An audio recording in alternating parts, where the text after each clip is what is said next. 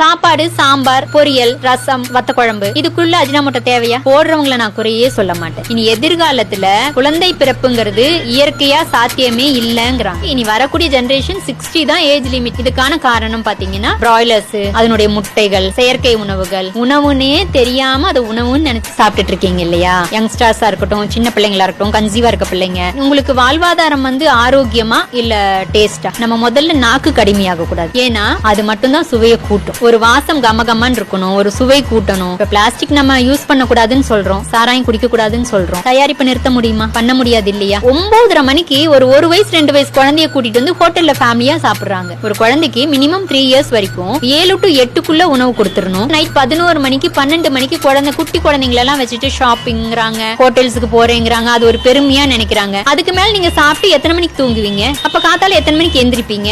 வியாதி எங்க இருந்து வருது?